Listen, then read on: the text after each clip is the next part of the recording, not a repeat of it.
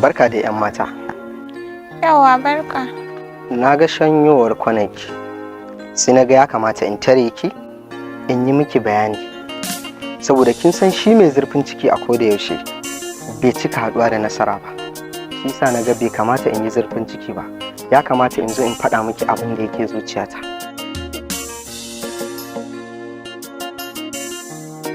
A gaskiya ban taɓa ganin ki ba kuma ban san ki ba. Amma ina ganin ki na ji soyayyar ki ta kwanta mana a zuciya.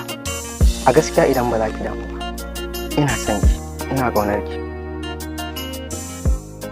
Kana so na? Tasirin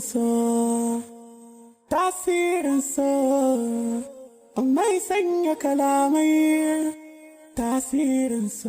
Idan na fuskanci wannan kallon da kike min, kina nufin za ki karɓi soyayya ta ba tare da na sha wahala a gare ki ba. Ka san menene? A'a.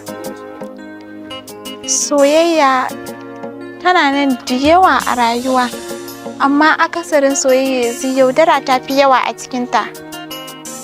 Sai dai ni ba na ɗaya daga cikin waɗanda kike tunani ma'ana mayaudara kamar yadda kika faɗa. Tunda kika ga har na zo na tunkare ki na faɗa miki abin da yake a cikin zuciyata, kin san ni ba mayaudari ba ne. Mayaudari a koda yaushe burinsa ya za a iya samu abin da yake so ya amfani da wannan damar ya biya bukatar sai ya ci gaba da tafiya. Amma ni ban kasance mayaudari ba. Dan Allah kar ki sani a wannan layin. Ni kawai soyayyar ki na sani. Kuma in dai har kin karɓi soyayyata, zan ji daɗi a zuciyata.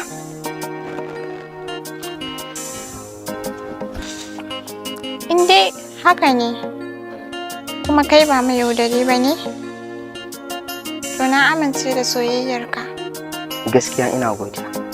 Kuma ba abin da zan ce miki sai Allah ya saka da alkhairi, saboda na kalli amincewarki a cikin idanuwanki. Gaskiya na gode.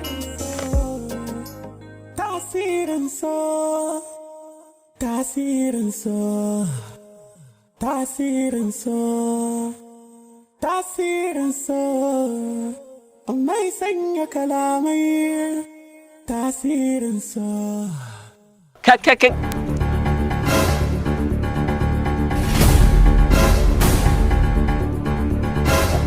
Ko ke ma mahaukace ce? Kamar ya Mahaukaci ne fa. Kin ci sa'a ma da bai maza muke dutse ba. Mahaukaci kuma. In baki yadda ba kalli kafa shi ke gani. Boy, now you're mumu na too much.